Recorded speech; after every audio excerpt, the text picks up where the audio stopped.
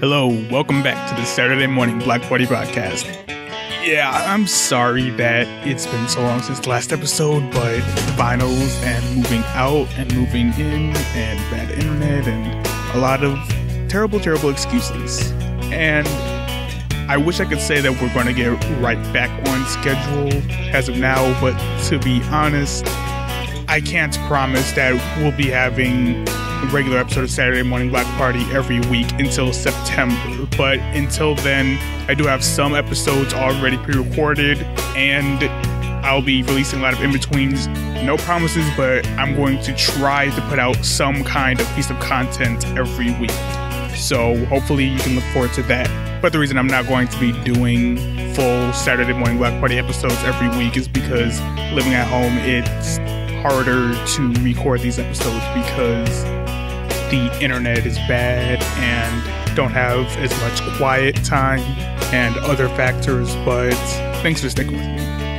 Now, this is our first interview in a long time. The last one we had was with Pilar, and today I have with me an animator, 3D animator primarily. Her name is Eden Timm. You might be following her on Tumblr, I don't know. And we're going to talk about a lot of things. We're going to talk about Canadian animators working on American projects. We're going to be talking a little bit about 3D animation. We're going to have a little bit of a discussion on the animation process and what it's like to work on these projects. So it's a really good interview. I hope you enjoy. And I'll see you again at the end.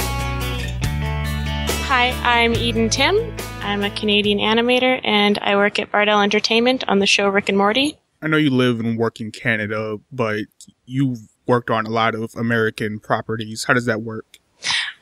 So how it works is the client contacts a studio in Canada. And so most of Canadian animation stuff actually does come from the States.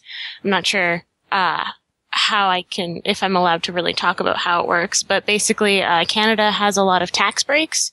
So that's why people come here, because we can offer competitive prices for the clients. So that's why we work on a lot of American shows. How it works is the client comes to us, they give us most of the things that we need, including like the scripts and the boards and things, and all the assets. And then we will tend to create the extra assets as we need them, but they still have to be approved by the client. So there's lots of, you work on your stuff, you give it to your lead sends it to the director approves it, and then it gets sent to the client in the States, and then it gets sent back to us, either approved or with revisions from the client. And that goes for all steps throughout the animation pipeline. So is this kind of setup really common in animation? It is in Canada, I find, because, again, most of our stuff is coming from the States. But yeah. There's a lot of, waiting, but on some shows it's faster than others, because sometimes the clients can be a little, indecisive on things, especially if they're like a smaller up and coming client. So then the delay can be longer, or there'll be like lots of different kind of revisions, because they'll want one thing and then later they'll decide we never wanted that. So it can get kind of complicated, especially with the distance involved, but it seems to be pretty common from my experience in 2 different studios and like the friends I have in Canada who work with American studios.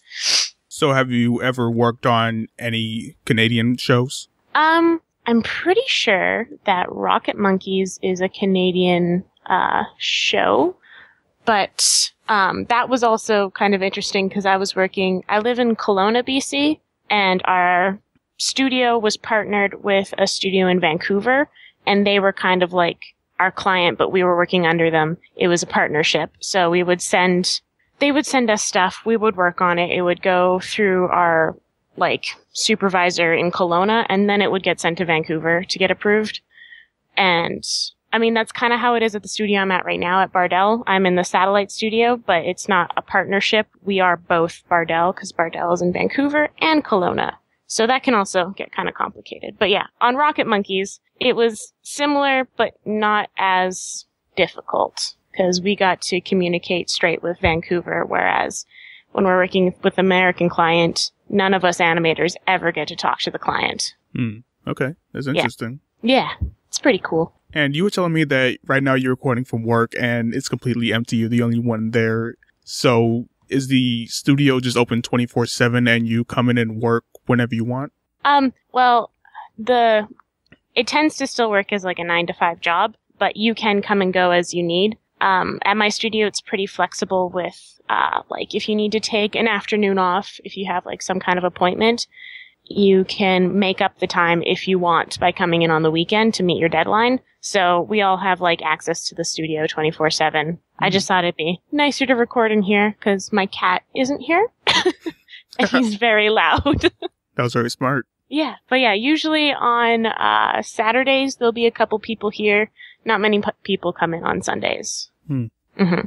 That's really interesting because this weekend I watched a bunch of Shirobako, this anime. Have you seen it? I don't know. What's it about? It's an anime about an animation studio. Oh, wait, yeah, no, I did see stuff about that. Doesn't somebody throw like an animation peg and it's really dramatic? Maybe? I don't know. Well, it was really interesting to hear you talk about how your animation studio works because in Shirobako, the studio is running day and night and people are coming in and out at different times. Yeah. People can do that. We have, like, when the satellite studio in Kelowna first started, people were coming in kind of at whatever time, but our superiors were like, this isn't great for the studio because if we need to contact you, you may or may not be there. So we have core hours that we have to be in unless we've asked to leave. So it's like from 10 until 4, we have to be at the studio unless we have like an appointment or something. But there are some people actually, who work like super late into the night. I don't know why. I've come here before because I forgot something and there's people here at like 1 a.m. No idea why. But they're working. It's crazy. Maybe that's when they work best. Maybe. It would make sense. Yeah. Yeah. Also, the few times I've stayed late, the people who are also working late, like their family's in India, so they'll be calling their family while at work and stuff, so that makes sense too. Because the time difference, I suppose. But yeah, I couldn't work that late all the time. I'd be exhausted. So your studio, it does contracts with both network TV and online shows, right? Yeah, like, well, I don't know, like when you mean online, do you mean like Hulu and stuff? Right.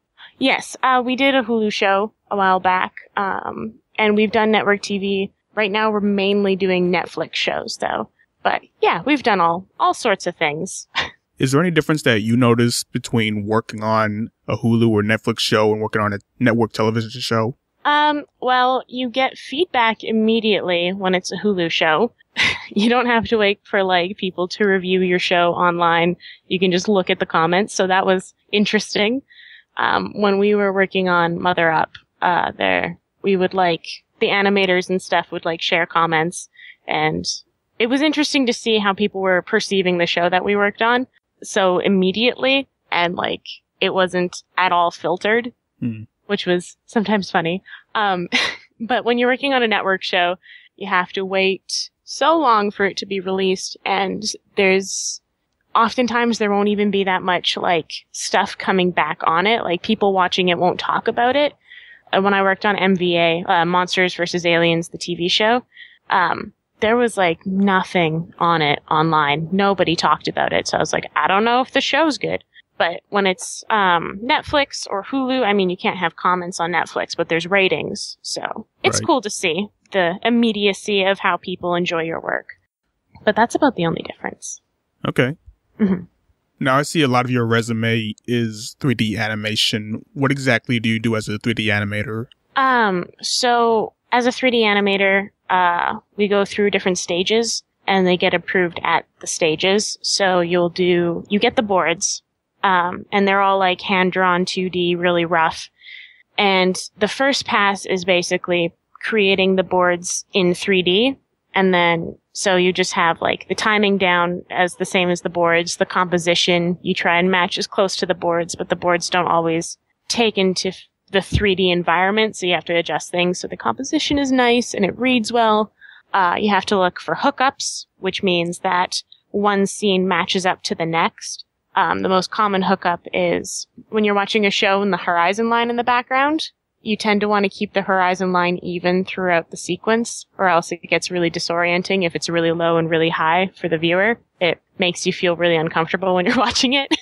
And then after that step is approved and stuff, we go in, in the layout section with the storyboards, we do all the posing.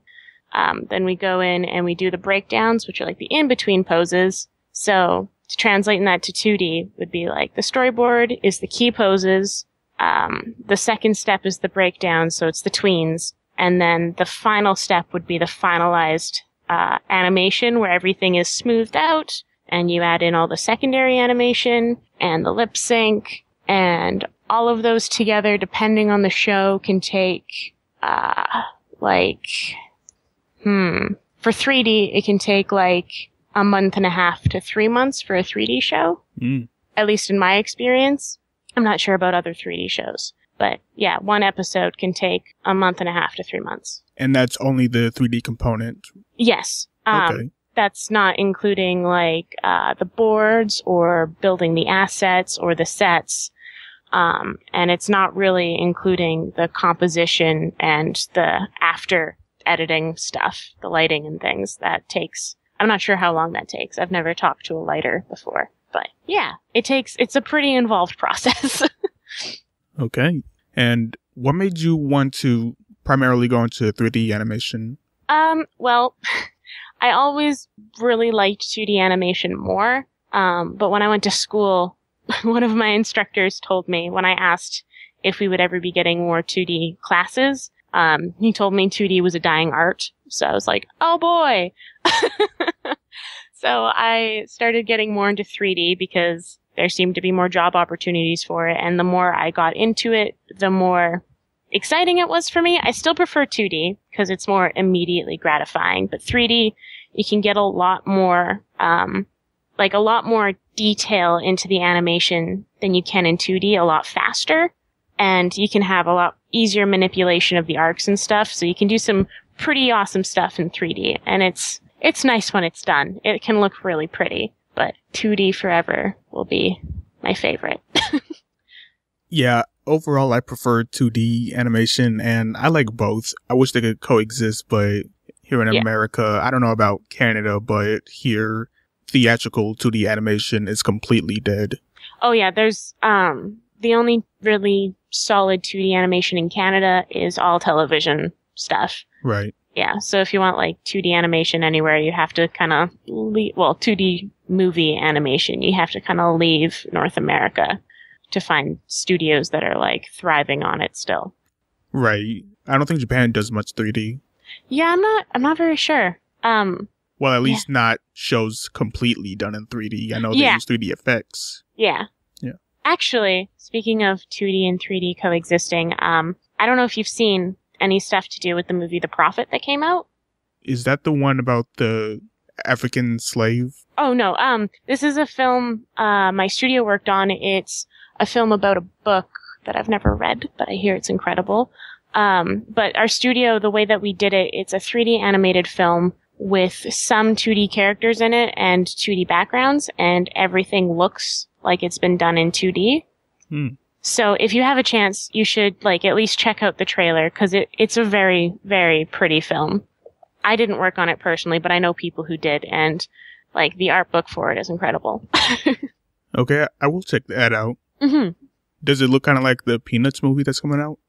No, it looks, it looks like traditional hand-drawn animation, if you're thinking of the classic 2D DreamWorks movies. The face styles are a little bit different, but all of the characters have line weights, and there's the very subtle kind of soft cell shading on everybody. The backgrounds are all hand painted. It functions as much as it can as a 2D film, even though it was done mostly in 3D with some characters. You can't even tell which ones were done in 2D. Sounds interesting. Mm-hmm. It was a really cool kind of experimental project we took on, and it looks really good, and it seems to be doing really well in the film festivals that it's been in. I know I'm bringing up Shirobako again, but... Oh, that's totally fine. It's relatable. Yeah, there was I don't want to say arc, because it's not like that kind of show, but there was this plot thread about how the animation supervisor for one of the episodes dropped out because of a big argument, because there was this explosion. There's a scene where the characters were on a motorcycle and there were explosions behind them, and the director wanted to go with 3D effects, but the animation supervisor wanted to go with 2D key files with the explosion. Key animation with the explosions. And he was really stubborn about 3D, and he had to learn to really appreciate it. Yeah. Oftentimes there's conversations at the studio about which one is better. And I find it kind of like a futile conversation because they both have their pros and cons. Like, in 2D, you can do literally anything you want. You just have to devote the time and the effort to do it. You can animate somebody changing into whatever kind of creature or whatever age or whatever you want, but it just takes a lot of time. And in 3D, things are faster, and if you want them to, like, physically change form, you have to develop a way for the rig. You're limited by your technology in 3D, whereas in 2D, you're limited by your time. So they've got their pros and cons, and I like them both, but 2D feels the best to me. So since you like 2D so much, how are you enjoying your job as a 2D animator on Rick and Morty? It's awesome. It's what I've been wanting for a while. Sorry, I'm stretching. It's really good. I just really missed drawing and, like, actually being able to move my arm. When I'm in 3D, a lot of the times, it's like posing a puppet, and sometimes I'll get so frustrated with how, like, long it's taking to grab these tiny little controls to get them into this pose. I'm like, I could have drawn this by now. So with 3D or in 2D, sometimes I'm frustrated because I have to draw a turnaround, but for all the other things like hands and stuff, it's way faster for me to do them in 2D. And it's just a really nice feeling when you know you're the one who's, like, getting all the nice shapes involved. I don't know. It's just a very gratifying feeling. Are there any scenes in particular that you're proud of? Yes. I can't talk about them, though. Oh, okay. I'm sorry. They're from season 2, aren't they? Yeah. I didn't work on season 1. Oh. If I did work on season 1, I'd be talking about it a lot. But yeah, I can't talk about season 2. I'm sorry. That's okay. It's understandable. But let me just... Well, I don't know if Rocket Monkeys is out either. I probably can't talk about that. Sorry. Dang it. Well, don't want to get you in trouble. Yeah. But it is really fun doing cool sequences. Lots of hands. I know everyone hates drawing hands, but hands are my favorite thing to draw. I see you worked on VeggieTales. Did you watch that as a kid? Yeah, I grew up in a Catholic school, so in the younger grades, all we did was watch VeggieTales. I can't remember the songs as well as some of my coworkers can, but it was one of my favorite shows growing up. But it was interesting seeing people react to the new designs. Yeah, I'm looking at it right now, and it's... Wow. It's very different looking now. The sets are completely different, too. It's a lot more... A lot of people don't like it because they say that it's too flashy, but the people who created it said that this is what they were going for all along, but the technology when they made VeggieTales was too limited to allow them to have this variety and detail that they had wanted. So I'm glad we were able to do that for them, but a lot of people would rather stick with the old tried and true VeggieTales. The old VeggieTales was stop motion, wasn't it? No, it was 3D. Oh, really? It looks like stop motion, but yeah, it was 3D. Wow, didn't think they could pull off that much 3D and CG way back then. In what, the 90s? Let me check. VeggieTales. When did you first come out? It first came out, yeah, in 1993, December 21st. Wow, that's impressive. That's even before Toy Story came out, I think. Yep. So they were very much limited in their technology, like I said. I think the original VeggieTales didn't even have eyebrows. Yeah, they didn't have eyebrows. That was one of the things that they really wanted with the new one, is to have eyebrows. Technology is amazing. Eyebrows. Yeah. The future is eyebrows. So how did it feel working on a property that you grew up with? It was pretty fun. There was lots of singing and stuff. there was a lot of people that I know who were like extremely excited that I was working on it. My boyfriend's mom was absolutely thrilled, and she tells everybody that I worked on it all the time. So that's fun. It's like I'm famous. But yeah, I don't know. It was cute. VeggieTales wasn't like my favorite thing growing up, but it did have an impact on me growing up. So it was nice to like make stuff for like kids that I would have enjoyed when I was younger. I don't know if kids now enjoy it, but I hope they do. It's a really cute show. They got cute songs. I don't know. It was fun. Oh, I was just going to say it was kind of daunting at first because it's like a huge intellectual property, and it has been going on for like 15 years. So there was a lot to live up to when we first started. We were all kind of nervous, but they seem to like what we're doing. So it's good. So have you ever met any little kids, maybe siblings or cousins or whatever, who have watched the shows you've worked on? Well, they're not that little, but my boyfriend's cousins really like the show. They're like 10 to 13, like the ones that like it. They like VeggieTales? Yeah, they really like it. Okay. Because they also grew up, their parents like shared the videos with them and stuff, so they were very excited to see like new stuff were coming out. Another part of my boyfriend's family, they have like wee little kids, like 4 and 5. They were so excited when they found out I worked on it. And they were asking me so many questions, but I couldn't tell them anything. It was kind of depressing, but it was also like super good. It felt good that they were excited that I was working on something. That's always a nice feeling. My cousin's daughter, I don't know if she watches it, but she is excited. She's like, 5. I feel bad. I don't know how old she is. But she's excited that I'm working in animation. She's like, you work on TV shows. It's cute. So no Monsters vs. Aliens fans? There were a few on Tumblr when it came out. They sent me messages and stuff. I'm not sure how old they were, but they were thrilled because they loved the movie. And there wasn't a huge fan base, but the fan base that there was, they were committed. And they would like GIF my animation scenes, and I would reblog them and be like, hey, I did this. It's an incredible feeling when you see one of your scenes GIFed on Tumblr in really nice detail. You're like, yes, I've made it. Well, it's nice to hear that there are some fans. I don't think I've really heard anyone at all talk about any of the DreamWorks TV show spin-offs. Yeah, there's not much talk about them. It's definitely, most of them are meant for like way younger kids. Yeah. So any sort of the fandom people would be like kind of out of the age demographic. Yeah. It's really funny to me how people in the fandom are usually in high school or in their 20s, but sometimes you hear them talk, it seems like they don't know that the target demographic is not in the fandom. Oh yeah, definitely.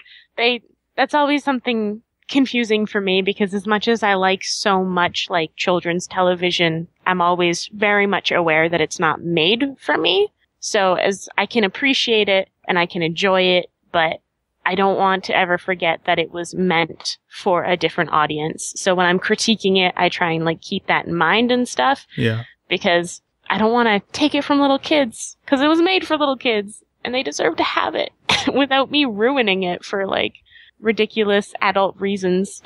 Sometimes I see people in the fandom arguing and they talk about, oh, you can't say this or you can't do this about this TV show. And I'm just thinking, you do know that the target demographic does not care about your fandom drama. Yeah, like there's some discussions that I think are like important to have, especially within the adult fandom. Like we should still be aware of things going on in the show, but you have to also balance like some of the fandom stuff, like is, I don't know, I can't think of an example right now, but it's like when people try and like dang it, I can't think of an example. I don't know. It's a weird thing to balance, because it is meant for children and we need to keep in mind that it's meant for children without like shoving ourselves into it. But some things that some fandoms discuss also affects children, but it should also be talked about in a way that is appropriate for children. It's a very complicated issue. It's a mess. Yes. It's a big social mess, and it's very difficult to navigate, especially when you're in the industry yourself, because you get both, like, you get children fans, and then you get adult fans, and then you yourself are in the industry, so you're getting all these different perspectives coming at you, and you're just trying to, like, balance them all and make everybody happy. So. Oh, I feel sorry for some of the Steven Universe workers who have to deal with some of the more erratic parts of the fandom. Well, sending the messages. Yeah, it can, I don't know, it's difficult because I feel like there are people in the crew who, I mean, of course, I don't know the people in the crew at all, but I know that I have worked on things that I am not a huge fan of, and I don't agree with a lot of the things going on in the show. But at the end of the day, it's also still a job. Right. And I kind of just, it's difficult. You do what you gotta do. Yeah, because you also have to maintain a job. And when you're just like an animator, you have no say in any of the stuff going on. You just work on what they give you, and you do the best that you can. And you try and, like, balance your clients' needs and your superiors' needs and people who are in the fandom who know you. It's just always difficult. Speaking of, animators not getting much of a say, something I recently noticed is that on Looney Tunes or Tom and Jerry stuff, sometimes they'll see a GIF of animation and people will say, oh, this is such and such's work. You can tell because XYZ, and I really love when they do this. And yeah, that was really interesting to me because I never really considered that animators would have such a unique style that you can just recognize just by looking at it who did it. Yeah. And do you think there's that kind of creative freedom or room for, I don't know what to call it, auteur animation, I guess? I don't know. Do you think there's any of that going on in the industry? Yeah, I don't know if you've seen it recently, but back to Steven Universe, somebody had a picture set that they showed how you could tell which board artists worked on which episode by the style of the characters, because Steven Universe is a very, like, board-heavy show, and they want to, like, really get the look of the boards in the animation. I assume that's what it looks like anyways, much like Flapjack. Every episode, like the Misadventures of Flapjack, every episode looked different from every other one because they would have different board artists. It definitely exists in the animation industry. Not on the show that I work on right now. We very much want to keep, like, a cohesive style across the board. Like, I can tell when it's a more experienced animator compared to a less experienced animator, but I wouldn't be able to pick out who it was by animation in Rick and Morty, because our leads and supervisors and stuff really want it to look solid and the same all the way through. So it really depends on what kind of show you're working on.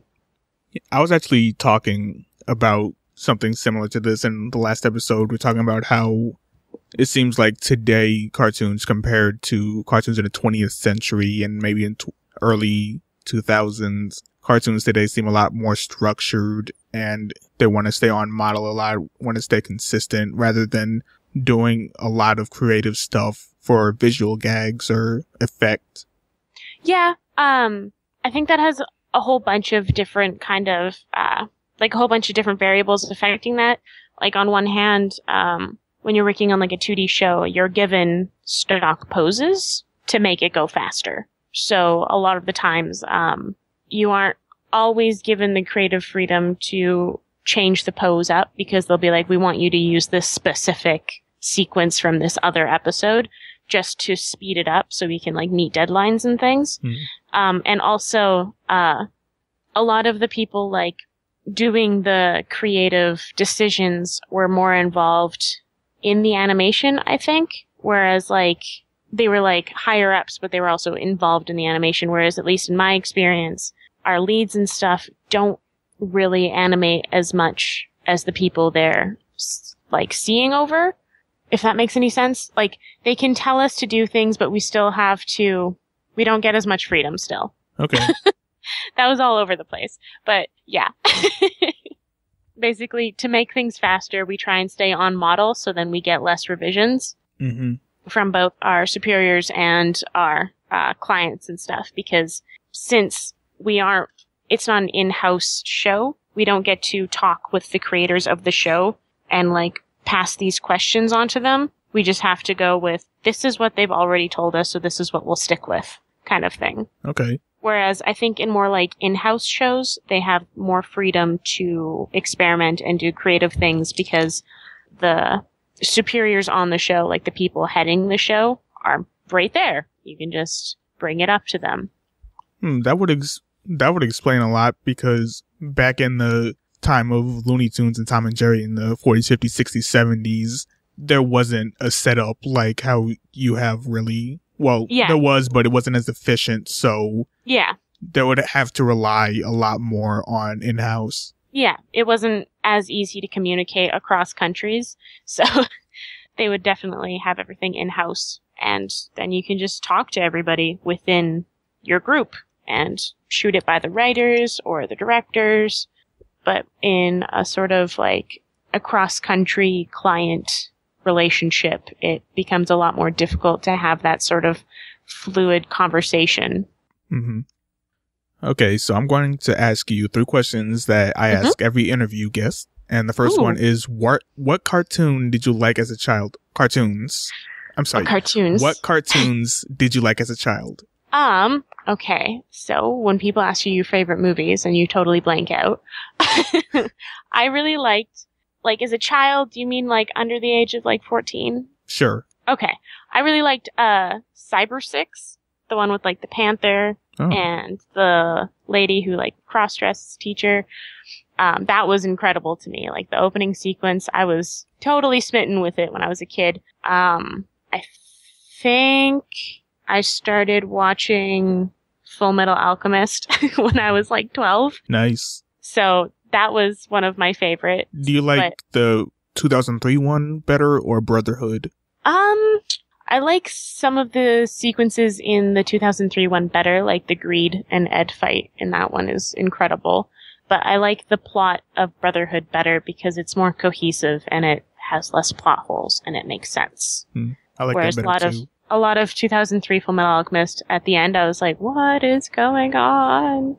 Also, I was watching it on YTV, which is like a Canadian television channel, and they wouldn't always air them in order, so that was extra confusing. Yeah, I can't really remember any shows I really liked as a kid right now. Holy. Oh, Cardcaptor Sakura. Oh, I loved that show when I was little. Oh my god, it was so cute, and their friendships were so sweet, and her friend would just make her outfits for her all the time, and they had cool, like, monsters in the cards. I love that show so much. Oh my gosh. I need to rewatch it. Yeah, I hope it still holds up. I hope so too. It's really pretty though, so even if it doesn't hold up as to like what little Eden remembers, it'll still be pretty, and that'll be enough. So, what recent cartoons do you like? And I mean recent, like it came out within like 5 years or so. Okay. Well, obviously Steven Universe. That's all I talk about at the studio, and I've got a couple people to watch it, but it's oddly difficult to get animators to watch animated things. I don't know why. I really like Gravity Falls because it is just full of wonderful cryptic things and paranoia. It's great. I feel like Dipper. For like some older cartoons though, like for the past 5 years, gosh, why can't I ever remember anything? Gosh, I don't know. I'm sorry. Fine. Yeah. Oh, well, a movie I really liked. A lot of people didn't like it that much, but I really like Ponyo. That's not really like a TV show, though. Oh, that counts. That counts. Yes. Yes. Okay. Ponyo was super cute, and it had a really good, like, background stuff, and all the ocean designs were great. It made me actually like the ocean, even though I fear it out of respect. I'm kind of an outlier in that I like Ponyo better than Totoro. I'm not sure which one I like more. I think if I had watched them at the same time, I still don't know which one I'd like more. I think part of the reason I really like My Neighbor Totoro is that I watched it when I was first getting into Ghibli films, which gives so much nostalgia into it. Mm-hmm. But if I watched them at the same time, it'd be a tough battle. I really like Ponyo. The only thing with me is that was it really necessary to make the moon crash into the earth? I don't know. I thought it was fun and ridiculous. Yeah. And the last question is, if you could be on the creative team of any cartoon, past or present, what would it be? Oh geez. Past or present? Well, I think it would have been really cool to be on Ed, Edd n Eddy. Just because the things I've heard about it sound like they would have been really fun. Also, the creator of it, Danny Antonucci, works at our studio now. Oh, really? Yeah. But I haven't really gotten to talk to him that much, but he's a fun dude, and I think working with him will be fun, and it would have been fun on Ed, Edd n Eddy too. But currently, obviously, I would love to be on Steven Universe. Yep. But I don't see that happening, as I am a Canadian citizen and I don't really feel like moving. Yeah. But it would be a cool show to work on. Yeah. I'd really love to interview Danny Antonucci. He seems really cool. And I'd love to hear about how this studio fell towards digital, because I heard that they're super resistant and they even snuck in F-word digital into Ed, Edd n Eddy. Oh, we don't actually, it's not the same studio. Like, the studio that did Ed, Edd n Eddy isn't the one that I work at. Right. Yeah, that was his own studio that did Ed, Edd n Eddy, I'm pretty sure. But, I don't know how he feels towards digital stuff. I think I saw a picture of him wearing a t-shirt that said F Digital and they had the AKA logo under it. I want that shirt. Maybe you could find it online. Maybe. Yeah.